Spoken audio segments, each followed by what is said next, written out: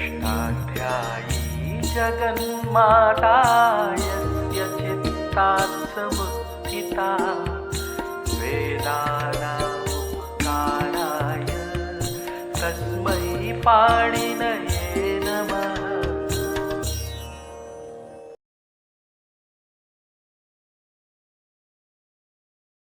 नमः पाणिनये।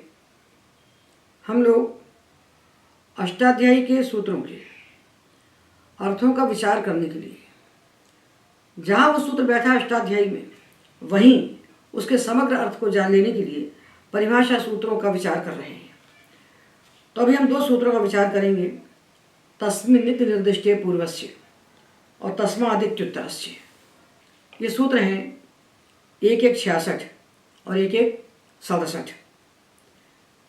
ये सारे सूत्र पाणिनि ने इसलिए बनाए परिभाषा सूत्र कि हमें अष्टाध्यायी के सूत्रों के अर्थों का वहीं बैठे बैठे ज्ञान हो जाए, हमको वृत्ति न रखना पड़े, हमें किसी से सूत्र का अर्थ न पूछना पड़े। ये ऐसा यंत्र है महायंत्र पाणिनि का, ऐसा यंत्र बनाया है पाणिनि भगवान ने अपना अष्टाध्यायी रूप महायंत्र, जो स्वचालित है, ये अपने आप चलता है, ये अपने आप अपना प्रकाश करता है। तो उन्होंने विधि सूत्रों के अर्थों को जानने के लिए कुछ परिभाषा सूत्र बना के हमें दिए हैं। तो इन दो सूत्रों का हम विचार कर रहे हैं, तस्मिन् निति निर्दिष्टे पूर्वस्य और तस्मादित्युत्तरस्य। तस्मिन् इति निर्दिष्टे पूर्वस्य, ये 4 पद हैं इसमें, और तस्मात् इति उत्तरस्य, इसमें 3 पद हैं। तो तस्मिन् का क्या अर्थ है? तस्मिन् जो है तत् शब्द की सप्तमी का रूप है, तत् शब्द की सप्तमी के एक वचन का रूप है। हमने पढ़ा है कि स्वम रूपम शब्दस्य, शास्त्र में शब्द का स्वरूप ही संज्ञी होता है, शब्द का अर्थ शब्द ही होता है। किंतु यहाँ तस्मिन् के बाद इति दे दिया है पाणिनि ने, तो इति के कारण ये तस्मिन् पद अब स्वरूप परक नहीं है, ये अर्थ परक है। तो अर्थ परक होने से इसका क्या अर्थ हुआ?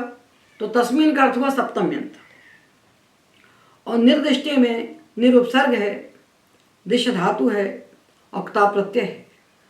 तो निरुपसर्ग निरंतर को बताता है, निरंतरता को बताता है, और दिश धातु का अर्थ होता है उच्चारण करना, दिश उच्चारण क्रिया, दिश का अर्थ होता है उच्चारण करना।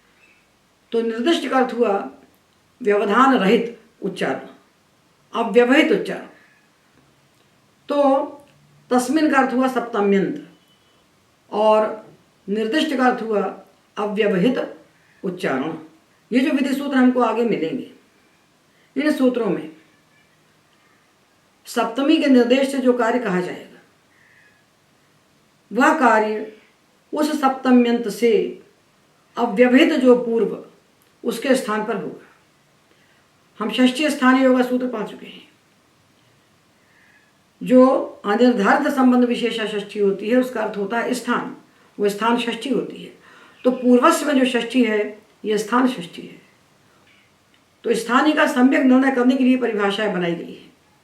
तो देखिए सूत्र है इको यणचि, इका में षष्ठी है, और षष्ठी के लिए हमने पढ़ा है कि जिस षष्ठी का अर्थ संबंध नहीं है, जिसके संबंध का निर्णय नहीं हो रहा है, ऐसी षष्ठी का अर्थ स्थान षष्ठी होता है। तो एका का अर्थ हुआ इक के स्थान पर यण होता है। अब कब होता है? तो सूत्र कहता है अचि, अच परे होने पर। तो अच परे होने पर सूत्र ने कह दिया, पर अच कितनी दूर हो, उसके बाद हो तो कितनी दूर हो। उस इक और अच के बीच में यदि दूसरे वर्ण भी आकर बैठ जाते हैं, तब भी तो वो अच इक से परे ही कहलाएगा। तो हम किस स्थिति में इक के स्थान पर यण करें और किस स्थिति में इक के स्थान पर यण ना करें, ये निर्दिष्ट करने के लिए, ये निश्चय करने के लिए परिभाषा बनी है। तो सूत्र में जो सप्तम्यंत पद होता है, उसके निर्देश से जब कोई कार्य कहा जाता है, तो सप्तम्यंत के अव्यवहित पूर्व के स्थान पर कार्य होता है।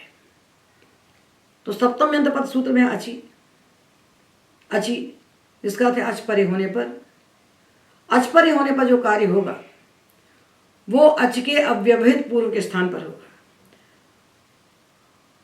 अर्थात इस अच और इक, इनके बीच में किसी अन्य वर्ण का व्यवधान नहीं होना चाहिए। एक वर्ण का भी व्यवधान दोनों के बीच में नहीं होगा, तभी इक के स्थान पर हम यण करेंगे। जैसे दधि और अत्र, दधि में जो इकार है ये इक है, और अत्र में जो अकार है ये अच है। इस अकार भूत अच के परे होने पर इसके पूर्व में जो बैठा है इकार, इस इकार और अकार के बीच में, अर्थात इक और अच के बीच में किसी वर्ण का व्यवधान नहीं है। इसलिए हम दधि में जो इकार है, इस इकार के स्थान पर यण आदेश कर देंगे। तो देखिए दधि है, ये इकार इक है और ये अकार अच है। इस अच से पूर्व जो इक है, इनके बीच में किसी का व्यवधान नहीं है, तो इस इकार के स्थान पर हम यण आदेश कर देंगे यकार, तो बनेगा दध्यत्र। ये मधु में उकार है, ये इक है, इसके अव्यवहित उत्तर है अकार, ये अच है। इस अच से अव्यवहित पूर्व जो उकार है इक, इसके स्थान पर हम यण करके वकार आदेश कर देंगे मध्वत्र। ये धात्री में ऋकार है, इसके बाद ये अच है। इस अच से अव्यवहित पूर्व जो इक है, इसके स्थान पर हम यण आदेश रा कर देंगे, और री के बाद ये जो अच है, इस अच से अव्यवहित पूर्व में जो री है, इसके स्थान पर हम ला आदेश कर देंगे। ये आदेश इसलिए करेंगे कि ये जो अच है और ये जो इक है, इनके बीच में, अच और इक के बीच में किसी वर्ण का व्यवधान नहीं है। पर यदि हम लेते हैं समिधौ, देखिए समिधौ, ये ई जो है ये इक है, और जो औ है ये अच है। इक है और इक के बाद अच है, इक से उत्तर, इक से परे अच है। इस अच के परे होने पर इस इक के स्थान पर हम यणादेश इसलिए नहीं कर सकते क्योंकि यहाँ ई और औ के बीच में धकार का व्यवधान है, बीच में धा बैठा हुआ है। तो इको यणचि सूत्र से हम उसी इक के स्थान पर यण आदेश कर सकते हैं जो इक अच से अव्यवहित पूर्व में बैठा हो। अच के और इक के बीच में किसी अक्षर का, एक अक्षर का व्यवधान बीच में न हो, तभी हम उस इक के स्थान पर यण कर सकते हैं। ये निश्चित करने के लिए परिभाषा बनी है तस्मिन् निर्दिष्टे पूर्वस्य। देखिए सुधि है, ये ऊ तो इक है और ये ई अच है, इक के बाद अच है, पर बीच में धा का व्यवधान है। यहाँ इको यणचि से यण नहीं हो सकता। ये उपास्य में जो ऊ है ये इक है, और ये जो आ है ये अच है, पर बीच में पा का व्यवधान है, पकार का व्यवधान है, इसलिए यहाँ इको यणचि से यणादेश नहीं हो सकता। इसलिए स्थानीय और निमित्त के बीच में किसी वर्ण का व्यवधान नहीं होना चाहिए। ये निश्चय हमने किया तस्मिन् निर्दिष्टे पूर्वस्य। अब दूसरी परिभाषा है तस्मादित्युत्तरस्य।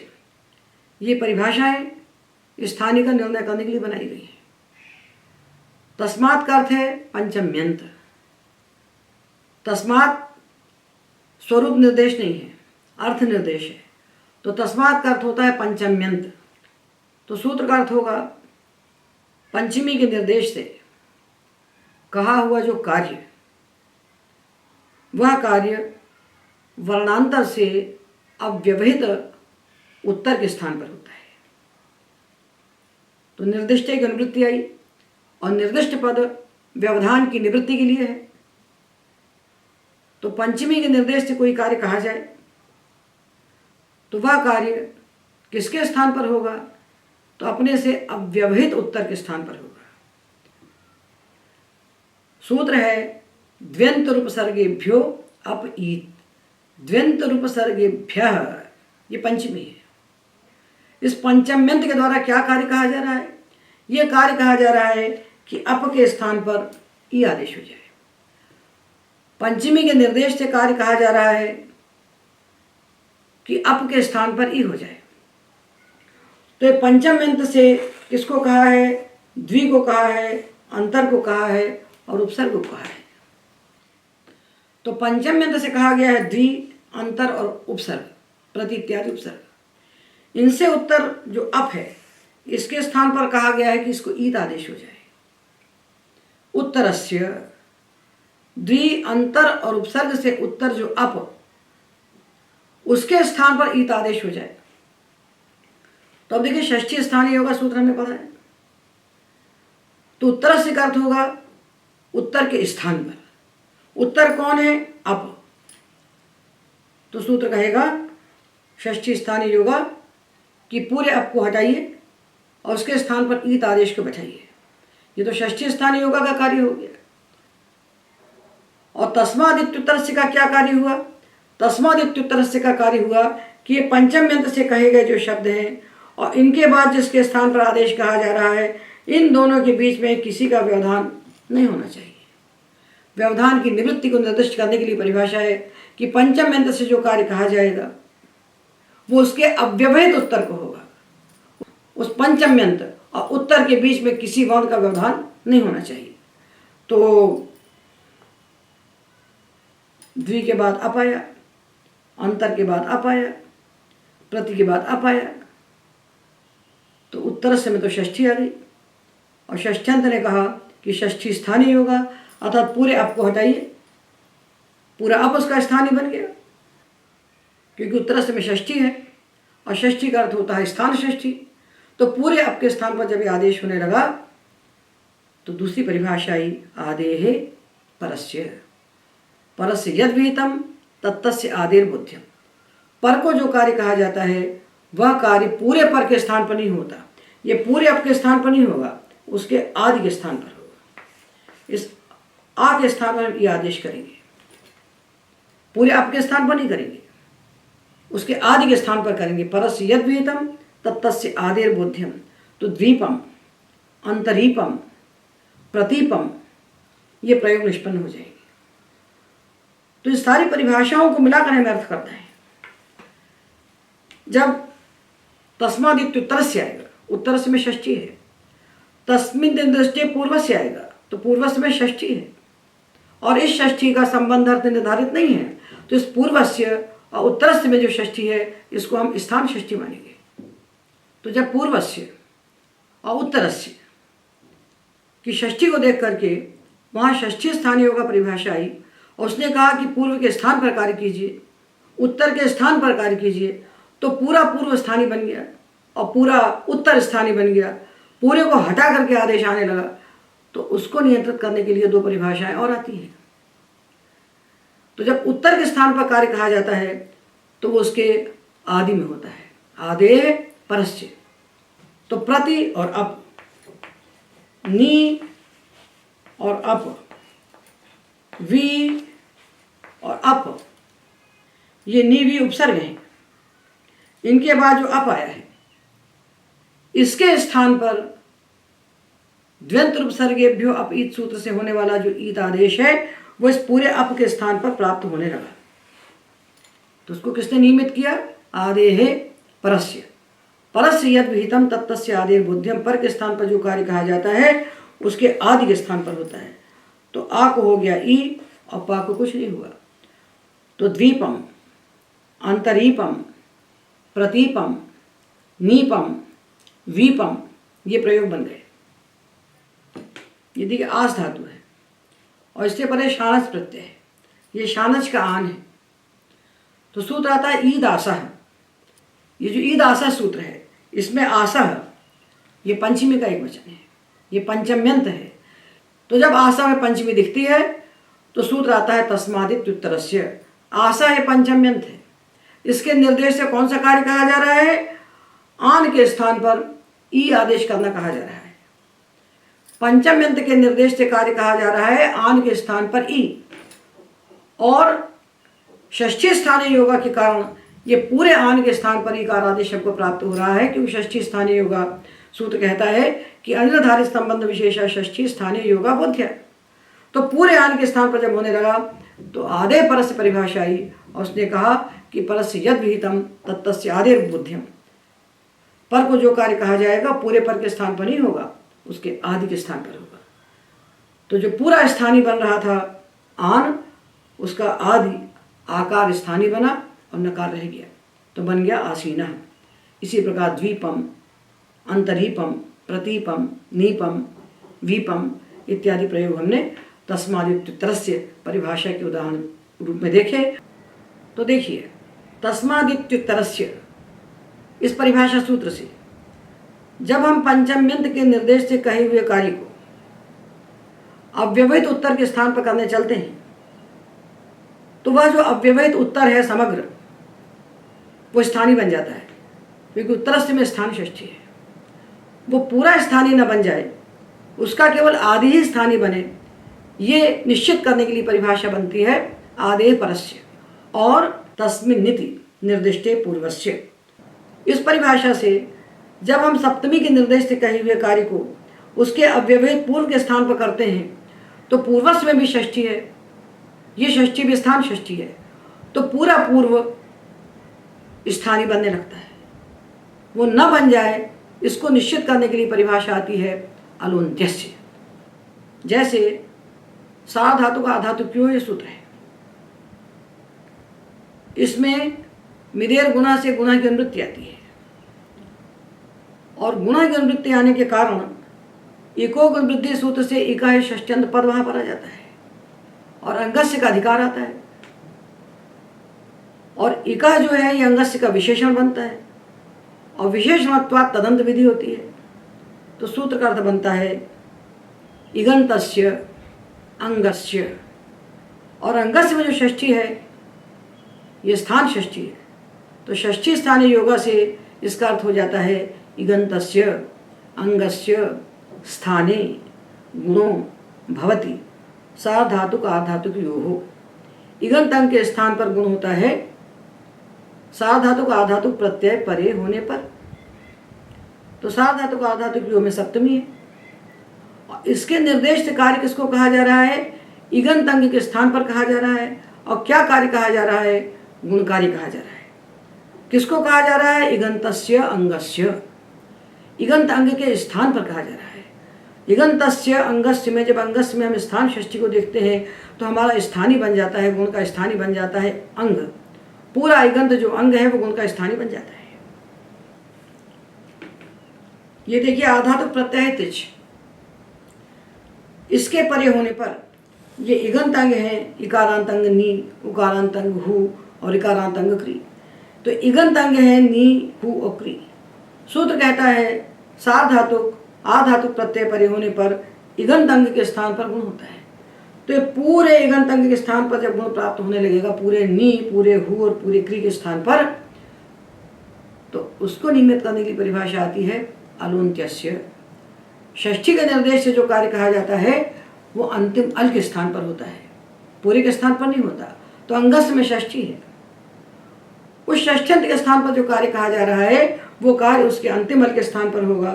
तो नी में जो ई है इसके स्थान पर ए गुण होगा, हु में जो ऊ है इसके स्थान पर ओ गुण होगा, और जो री है अंतिम अल इसके स्थान पर अर गुण होगा। तो नेता, होता और कर्ता ये प्रयोग निष्पन्न होंगे। यदि अलोन्त्यस्य परिभाषा नहीं होगी तो पूरा अंग स्थानीय बन जाएगा गुण का। जो भी कार्य अंगों को कहा जाएगा उसमें पूरा अंग स्थानीय न बन जाए, उसका अंतिम अल स्थानीय बने, ये निर्देश करने के लिए, ये निश्चित करने के लिए, ये निमित्त करने के लिए परिभाषा बनी अलोन्त्यस्य। तो जब तस्मिन् निर्दिष्टे पूर्वस्य सूत्र से पूर्व के स्थान पर कोई कार्य कहा जाएगा तो वह कार्य अंतिम अल के स्थान पर होगा। सूत्र आता है संयोगान्तस्य लोपः, और पदस्य का अधिकार है, तो अर्थ बनता है संयोगांतम यत् पदम, संयोगांत जो पद उसका लोप होता है। देखिए बाबद्ध धातु है और इसका लंग लकार का रूप है, तो ये बना अबाबंध, और लंग लकार प्रत्यय है ता, इसका हमने हल्के आदि लोप कर दिया। अब ये जो अबाबंध है ये तिङंत पद है और इसके अंत में नकार धकार का संयोग है। सूत्र कहता है संयोगान्तस्य लोपः, पदस्य का अधिकार है, तो अर्थ क्या बना, संयोगांत पद का लोप होता है। तो संयोगांत पद है अबाबंध, तो इस पूरे पद का लोप हो जाना चाहिए। ये ना हो जाए, केवल अंतिम अल धकार का लोप हो, इसके लिए परिभाषा आती है अलुन्त्यस्य। तो तस्मिन् नीति निर्दिष्टे पूर्वस्य और तस्मादित्युत्तरस्य, इसमें पूर्वस्य और उत्तरस्य में जो षष्ठी है, स्थान षष्ठी है। तो पूरे पूर्व के स्थान पर कार्य न हो, केवल अंतिम अल के स्थान पर हो, ये निश्चित करने की परिभाषा है अलुन्त्यस्य। और पूरे उत्तर के स्थान पर कार्य न हो, उसके आदि के स्थान पर कार्य हो, ये निश्चित करने के लिए परिभाषा है आदेः परस्य। तो षष्ठी स्थाने योग, अलुन्त्यस्य और आदेः परस्य। जैसे सूत्र है उदस्था स्तंभो पूर्वस्य, उदस्था स्तंभो पूर्वस्य। ये सूत्र है 8-4-61। यहाँ उदा में पंचमी है और स्था स्तंभों में षष्ठी है और पूर्वस में षष्ठी है। तो उदा में पंचमी है, तो पंचमी का अर्थ होगा पंचमी के से निर्दिष्ट जो कार्य अव्यवहित उत्तर के स्थान पर होता है। उदा में पंचमी है, तो उद से अव्यवहित उत्तर जो स्था और स्तंभ, उनके स्थान पर पूर्व सवर्ण आदेश होता है। ये बना सूत्र का अर्थ। सबसे पहले अर्थ यही बना कि उद उपसर्ग हो, उससे उत्तर स्था स्तंभ धातु हो, उनके स्थान पर पूर्व सवर्ण आदेश होता है। स्थान कहाँ से आया, उनके स्थान पर अर्थ कहाँ से आया? तो हमने पढ़ा षष्ठी स्थानीय होगा। तो स्था स्तंभों में षष्ठी है, स्था स्तंभों में षष्ठी का द्विवचन है और ये स्थान षष्ठी है, तो स्था स्तंभों का अर्थ हुआ स्था और स्तंभ के स्थान पर। तो षष्ठी के निर्देश से क्या कार्य कहा गया कि स्था स्तंभ के स्थान पर पूर्व सवर्ण आदेश होता है। तो ये स्था है और ये स्तंभ है, इनके स्थान पर पूर्व सवर्ण आदेश करने को कह रहा है सूत्र। तो स्था स्तंभों में षष्ठी है, स्थान षष्ठी है और स्थान षष्ठी के निर्देश से जो कार्य कहा जाता है वो अलुन्त्यस्य सूत्र से उसके अंतिम अल के स्थान पर होता है। तो अब हम कहाँ पहुँचे कि उद उपसर्ग हो, उसके बाद स्था स्तंभ हो, उनके स्थान पर हमें पूर्व सवर्ण करना है। तो स्था स्तंभ के किस भाग को हम पूर्व सवर्ण करें? तो स्था स्तंभों में आई षष्ठी, स्थान षष्ठी। स्थान षष्ठी होने से हमको प्राप्त हुआ कि पूरे स्था और स्तंभ के स्थान पर हम पूर्व सवर्ण आदेश कर दें। तो जब पूरे स्था और पूरे स्तंभ के स्थान पर पूर्व सवर्ण आदेश प्राप्त होने लगा षष्ठी स्थानीय योगा से, तो अलुन्त्यस्य परिभाषा ने कहा कि नहीं भाई, षष्ठ्यंत से जो कार्य कहा जाता है षष्ठी के निर्देश से, वो उसके अंतिम अल के स्थान पर होता है। तो स्था और स्तंभ के अंतिम अल के स्थान पर हमको पूर्व सवर्ण आदेश करना प्राप्त हुआ, इनके अंतिम अल के स्थान पर हम करें। तो अलुन्त्यस्य का अपवाद परिभाषा आती है आदेः परस्य। तो अब हम पर हुआ स्था स्तंभ, उसका आदि हुआ सा और ये सा, इसके स्थान पर हम पूर्व सवर्ण आदेश करेंगे, ये निश्चित हो गया। तो हम प्रयत्न से देखेंगे। तो प्रयत्न से क्या देखेंगे कि सकार का क्या प्रयत्न है। तो सकार का प्रयत्न हम जानते हैं कि सकार खर है। खर होने के कारण यह व्यवहार श्वास अघोष, व्यवहार श्वास अघोष, और शल होने के कारण ये महाप्राण है। तो इस सकार का प्रयत्न है व्यवहार श्वास अघोष और महाप्राण। तो इस सकार को हमको दकार के समान बनाना है। तो दकार के समान बनाना अर्थात दकार के वर्ग में जो अक्षर है ता था दाधा ना, इन्हीं में से कोई बनाना है।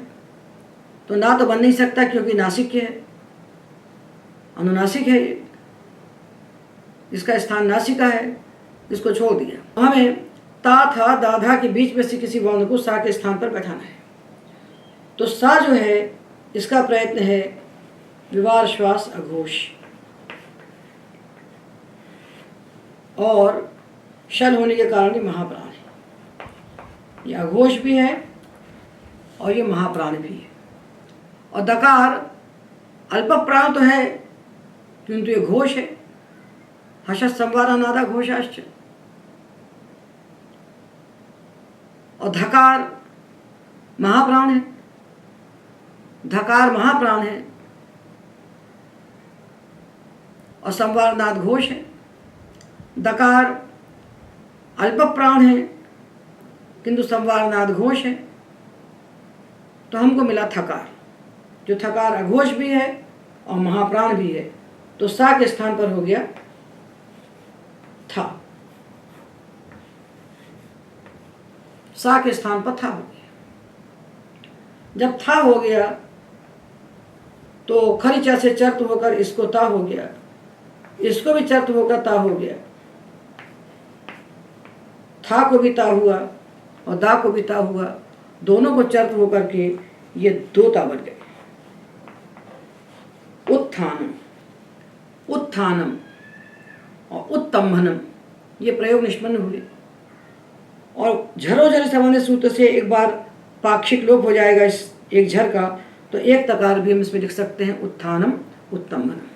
तो हमने क्या जाना कि पंचमी के निर्देश से कार्य कहा गया उदस्था स्तंभो पूर्वस्य से, और जब पंचमी के निर्देश से कार्य कहा गया तो परिभाषा आई तस्मादित्युत्तर से। उसने कहा कि पंचमी के निर्देश से कहा हुआ जो कार्य अव्यवहित उत्तर के स्थान पर करेंगे। अव्यवहित उत्तर हमको मिला स्था और स्तंभ। इस स्था स्तंभ के स्थान पर हम कार्य करने के लिए चले पूर्व सवर्ण, तो स्था स्तंभों में षष्ठी को देखकर परिभाषा आ गई षष्ठी स्थान योग। उसने कहा पूरे स्था और पूरे स्तंभ के स्थान पर कर दीजिए पूर्व सवर्ण, तो उसको नियमित करने की परिभाषा आ गई अलोन्त्यस्य। उसने कहा स्था और स्तंभ के अंतिमल के स्थान पर आप कीजिए पूर्व सवर्ण, और जब अंतिमल के स्थान पर होने लगा तो उसकी बाधिका परिभाषा आई, उसको बाधकर परिभाषा आई आदे परस्य, कि पर को जो कार्य कहा जाता है उसके आदि में होता है। तो इतने टंटे के बाद ये निर्णय हुआ कि हमको स्था के सकार के स्थान पर और स्तंभनम के सकार के स्थान पर जो आदिवान है, स्था का आदि है सकार और स्तंभ का आदि भी है सकार, इस सकार के स्थान पर हम पूर्व समान आदेश करेंगे।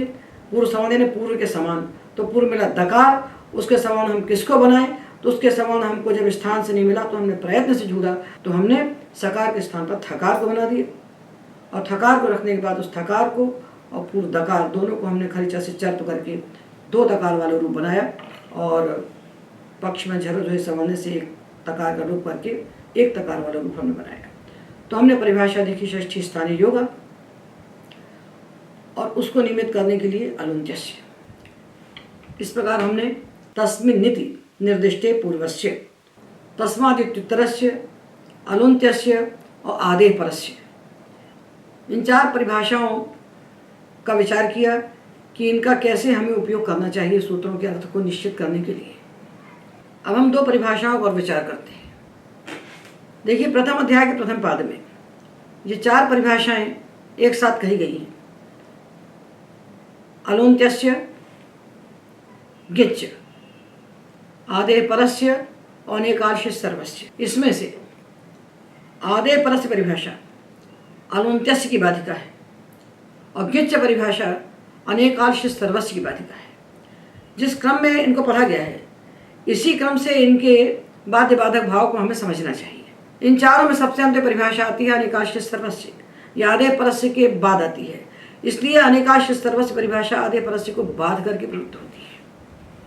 तो अनेकांश सर्वस्य का अर्थ है कि जो अनेकाल आदेश होते हैं, ऐसे आदेश जिनमें अनेक अल होते हैं, एक से अधिक अल होते हैं, वे आदेश और शित आदेश पूरे स्थानीय के स्थान पर होते हैं। पूरे स्थानीय को हटाकर उसके स्थान पर वे प्रवृत्त होते हैं। तो जैसे सूत्र है अस्तेर भू, अस के स्थान पर भू आदेश होता है, तो भू यानी काल है, तो पूरे अस को हटाएगा उसके स्थान पर भू आदेश हो जाएगा।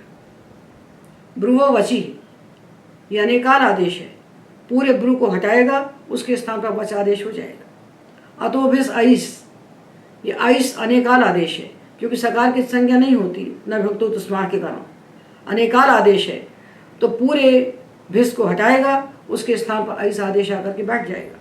तो जो अनेकाल आदेश होते हैं वो पूरे स्थानीय को हटाकर उनके स्थान पर होते हैं। तो एकाल और अनेकाल का निर्णय कैसे करना चाहिए? तो जो अनुबंध हैं, आदेशों में जो अनुबंध लगे हुए हैं, उन अनुबंधों को हटा करके जो अल बचते हैं उनको देखकर हमें जानना चाहिए कि ये आदेश एकाल है अथवा अनेकाल है। क्योंकि अनेकाल में अनुबंध विनिर्मुक्त पदार्थ की ही उपस्थिति होती है उसका ही हमें ज्ञान होता है कि अनुबंधों को हटा दीजिए और फिर देख लीजिए। और जो शित आदेश होते हैं वे भी पूरे स्थानीय को हटाकर उनके स्थान पर होते हैं। पर शित आदेशों में हमें इस बात को देखना चाहिए कि वहाँ शकार की संज्ञा करने के बाद भी एकाल है कि अनेकाल है। तो वहाँ शित्वात आदेश हो रहा है कि अनेकालत्वात आदेश हो रहा है। तो जो शित आदेश हैं उनमें हमें सूक्ष्मता से विचार करना पड़ता है। जैसे सूत्र आता है जश शशोषी, तो जब शी आदेश आया तो हमें दो अल दिख रहे हैं, एक शकार है और एक इकार है, तो हमको अनेकाल दिख रहा है। शकार की संज्ञा कर देंगे तो एकाल हो जाएगा। तो ये आदेश हम शित मान करके करें कि अनेकाल मान करके करें। तो देखिए जश शशो शी में जो जस और शस है ये तो प्रत्यय है, और जो शी हो रहा है इन प्रत्ययों के स्थान पर होने वाला आदेश है। जब जस और शस के स्थान पर शी आदेश हो जाएगा तब स्थानिवत्वात् इस शी आदेश की प्रत्यय संज्ञा होगी, और जब प्रत्यय संज्ञा हो जाएगी तब लशक पद्धति सूत्र से शकार की संज्ञा होगी। तो जिस समय आदेश हो रहा है उस समय प्रत्यय नहीं है, और प्रत्यय नहीं है तो शकार की संज्ञा उस समय नहीं हो सकती। इसलिए जस शस के स्थान पर जो शी आदेश होता है ये शित्वात नहीं होता, ये अनेकालत्वात होता है। अनेकाल मान करके हम आदेश करते हैं और बाद में शकार की संज्ञा हम करते हैं। तो देखिए अष्टाभ्या औष सूत्र है, अष्टाभ्या पंचमी है, और औष आदेश किसके स्थान पर हो रहा है? जस शशु। जस शस के स्थान पर औष आदेश कर रहा है। अष्टन से उत्तर जो जस शस इनके स्थान पर आदेश कर रहा है ये पंचमी है, और पंचमी के निर्देश से कहा हुआ कार्य अव्यवहित उत्तर के स्थान पर होता है। तो अव्यवहित उत्तर है जस और शस, इनके स्थान पर हमको आदेश प्राप्त हो रहा है औष। जस शशो में षष्ठी है, और ये कौन सी षष्ठी है? स्थान षष्ठी है। स्थान षष्ठी होने के कारण पूरे जस और शस के स्थान पर जब ये आदेश प्राप्त होने लगा तो अलोन्त्य से परिभाषा आकर के यह आदेश अंतिम अल के स्थान पर हो ऐसा निर्देश करती है कि जस और शस के अंतिम अल के स्थान पर औष आदेश होना चाहिए। और जब अंतिम अल के स्थान पर औष आदेश होने लगता है तो उसको बाद की परिभाषा आती है आदेश परस्य, वो कहती है अंतिम अल के स्थान पर आदेश नहीं होगा, पर के स्थान पर जो कार्य कहा गया है वो उस पर के आदि के स्थान पर होगा। तो अब अंत के स्थान पर होने वाला था उसको बाध कर आदि के स्थान पर प्राप्त हुआ।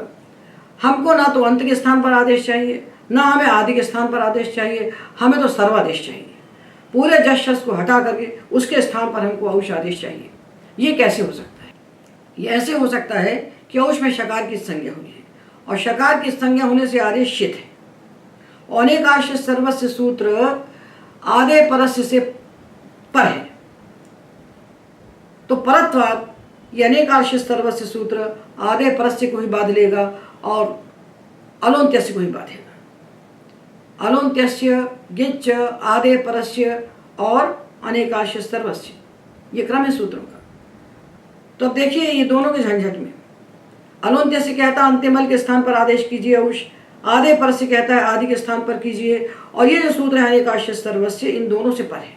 इसलिए परत्वात् अनेकाश्य सर्वस्य सूत्र आदे परस्य को बाधेगा और क्या करेगा? शित्वात् सर्वादेश, शित होने के कारण पूरे जस और पूरे शस के स्थान पर औष आदेश कर देगा। तो जो अनेकाल आदेश होते हैं और जो शित आदेश होते हैं वे सर्वादेश होते हैं, पूरे स्थानीय को हटा करके उनके स्थान पर भी हो जाते हैं। तो जब अनेकाल आदेश पूरे स्थानीय को हटा करके उसके स्थान पर होने लगते हैं अर्थात सर्वादेश होने लगते हैं, शित्वात् अनेकालत्वात् जब सर्वादेश होने लगते हैं तो सूत्र आता है गिच्छ। ये गिच्छ सूत्र कहता है कि जो गित आदेश होते हैं वो अंतिम अल के स्थान पर होते हैं। जैसे आदेश आते हैं इयंग उवंग, आचिष्ण धातु प्रभाव सूत्र से जो इकार के स्थान पर इयंग, औकार के स्थान पर जो उवंग आदेश कहा गया है, ये इयंग और उवंग में अंग की संज्ञा हो जाएगी अकार और अकार की, तो बचेगा ईय और उव। तो इयंग उवंग अनेकाल आदेश है। अनेकाल आदेश होने के कारण इनको सर्वादेश होना चाहिए। पूरे एकारांत धातु को हटा करके इयंग होना चाहिए और पूरे उकारांत धातु को हटाकर उसके स्थान पर उवंग होना चाहिए। किंतु गिच्छ परिभाषा इसकी अपवाद बनकर आती है और ये कहती है कि यदि आदेश गित है तो अनेकाल होने के बाद भी ये अंत्य अल के स्थान पर होगा, पूरे स्थानीय के स्थान पर नहीं होगा। तो इकारांत धातु के इकार के स्थान पर होगा तो जुर्री और अति, जुर्रियति। ईकार के स्थान पर हमने इयंग आदेश किया। पेप्री अति, पेप्रियति। बोभू अति, उकार के स्थान पर उवंग आदेश किया, बो भुवति। गित आदेश अनेकाल होने के बाद भी सर्वादेश नहीं होते, वो अंतिम अल के स्थान पर होते हैं, इसलिए इसको अलोन्त्यस्य के बाद रखा। अलोन्त्यस्य की अनुवृत्ति ली, गिच्च ने अलोन्त्यस्य की अनुवृत्ति ली और अनेकाश सर्वस्य को बाधा। इसी प्रकार अवंग स्फोटायनस्य, सूत्र जब गो के स्थान पर अवंग आदेश करता है तो यह आदेश गित होने के कारण पूरे गो के स्थान पर न होकर के अंतिम अल के स्थान पर होता है। तो इयंग, उवंग, आनंग, अनंग, अनंग सब सूत्र आता है। सखी को अनंग आदेश करता है, अनेकाल आदेश है तो पूरे सखी के स्थान पर होना चाहिए, किंतु गित होने के कारण ये सर्वादेश न होकर के ये अंतिम अल के स्थान पर होता है तो सखा शब्द निष्पन्न होता है। तो आनंग, अनंग, इयंग, उवंग, अवंग इत्यादि जो आदेश हैं ये सब अनेकाल हैं, किंतु अनेकाल होते हुए भी ये सर्वादेश नहीं होते, क्योंकि इसकी बाधिका परिभाषा है गिच्च। गित आदेश अनेकाल होने के बाद भी अंतिम अल के स्थान पर होता है, सर्वादेश नहीं होता। तो षष्ठी स्थानीय योगा तो हम पहले पढ़ चुके हैं। अभी हमने परिभाषाएं पढ़ी। तस्मिन् निति निर्दिष्टे पूर्वस्य, तस्मादित्युत्तरस्य, अलोन्त्यस्य, गिच्च आदे परस्य, अनेकालशित सर्वस्य। तो देखिए, तस्मिन् निति निर्दिष्टे पूर्वस्य ये परिभाषा है और तस्मादित्युत्तरस्य परिभाषा है। तस्मिन् निर्दिष्टे पूर्व से परिभाषा कहती है कि सप्तमी के निर्देश से विधिमान जो कार्य व्यवहित पूर्व के स्थान पर होता है, और तस्मादित्युत्तर से परिभाषा कहती है कि पंचमी के निर्देश से कहा हुआ कार्य व्यवहित उत्तर के स्थान पर होता है। अब यदि किसी सूत्र में पंचमी और सप्तमी दोनों का निर्देश प्राप्त हो जाए, पंचम में तो सप्तम में तो दोनों के द्वारा कोई कार्य कहा जाए, तब हमें क्या करना चाहिए। जैसे सूत्र है डह सी धुट, तो डह में पंचमी है और सी में सप्तमी है। तो जिस सूत्र में हमको पंचम में तो सप्तम में तो दोनों मिलेंगे, वहाँ उभय निर्देशे पंचमी निर्देशो बलियान, दोनों का निर्देश होने पर पंचमी के निर्देश से कहा हुआ कार्य बलियान होता है। तो डह ये पंचमी है, तो डह का अर्थ है डकारांतात पदात, डकारांत पद से उत्तर। अब सी का अर्थ क्या करें, जब पंचम में से हमने उत्तर कर लिया तो सी से पूर्व से हम कर नहीं सकते। तो ऐसे स्थलों पर जब पंचमी सप्तमी दोनों निर्देश प्राप्त होते हैं तो पंचम अंत के बाद आने वाली जो सप्तमी है उस सप्तमी को हम षष्ठी बना देते हैं, उस सप्तम अंत को हम षष्ठ्यंत बना देते हैं। तो सी का अर्थ हो जाता है सस्य।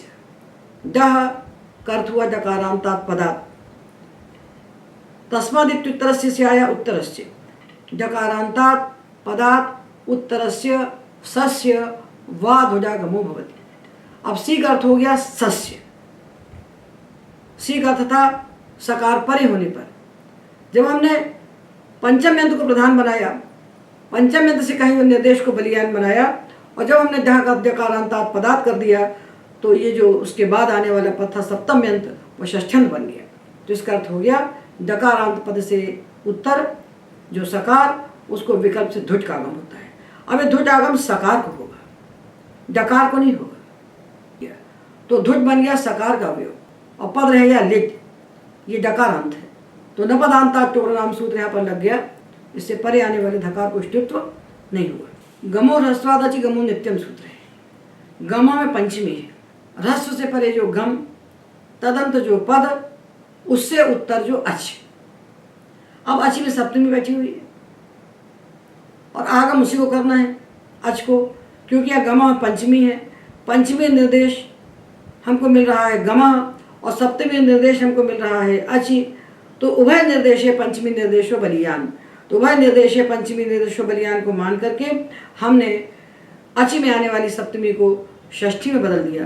तो अर्थ क्या हो गया, ह्रस्व से उत्तर जो गम, तदंत जो पद, उससे उत्तर जो अच, उसको गमट का आगम होता है। अब ये जो अचि था ये बन गया अचा। तो जब दोनों एक साथ प्राप्त होते हैं तब सप्तमी षष्ठी में परिवर्तित हो जाती है। तो हमने तस्मिन् निर्दिष्टे पूर्वस्य, तस्मादित्युत्तरस्य दोनों परिभाषाएं पढ़ी और ये जाना कि इन दोनों परिभाषाओं के एक साथ उपस्थित होने पर पंचमी के निर्देश से कहा हुआ कार्य बलियान होता है, और जब पंचमी के निर्देश से कहा हुआ कार्य बलियान होता है तो पंचम यंत्र से उत्तर आने वाली जो सप्तमी है वो षष्ठी में परिवर्तित हो जाती है और स्थानी बन जाती है। इस प्रकार हमने तस्मिन् निर्दिष्टे पूर्वस्य तस्मादित्युत्तरस्य अलून्त्यस्य गिच्च आदे परस्य अनेकाश्य सर्वस्य इन परिभाषाओं का विचार किया और आज के व्याख्यान में एतावत्।